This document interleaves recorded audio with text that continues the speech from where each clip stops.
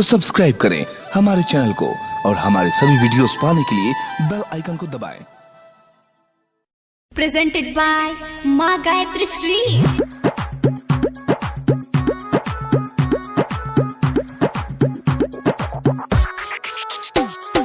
कंचन इब्राहिमपुर,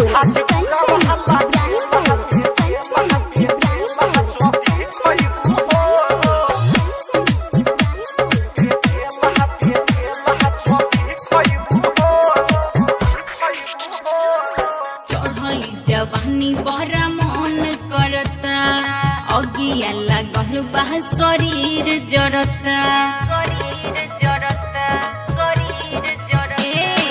चढ़ली जवानी बड़ा मन करता, अगिया लागल बा शरीर जरता। तोहर 16 के उम्र बाना सह पैबू हो, तोहर 16 के उम्र बाना सह पैबू हो, हाजीपुरा वाला के लहा जोबी खैबू हो, हाजीपुरा वाला के लहा जोबी खैबू हो।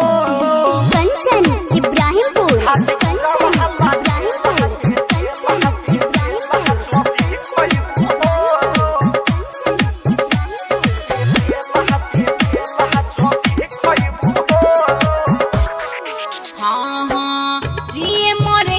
हमरा गाँव नइखे, कुछो करब हम डरब नइखे, कुछो करब हम डरब नइखे। उमर बा छोट बड़का करना काम, कर सरम ना तो होइबू बदनाम, होला सरदी बड़ा तू कहर जइबू हो, होला सरदी बड़ा तू कहर जइबू हो, हाजीपुरा वाला के लहा जोबी खैबू हो, हाजीपुरा वाला के लहा जोबी खैबू हो।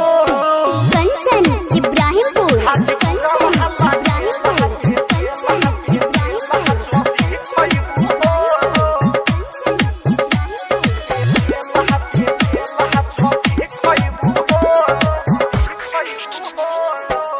शंभु सा जन्मा मन कह दह पूरा, कृष्णनंदन छोड़ले आधा अधूरा, कृष्णनंदन छोड़ले आधा अधूरा।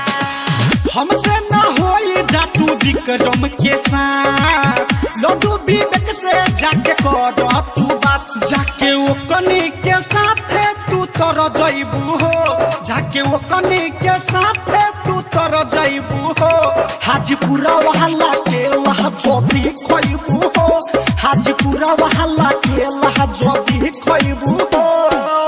माँ गायत्री रिकॉर्डिंग स्टूडियो मलंगवा सरलाही नेपाल।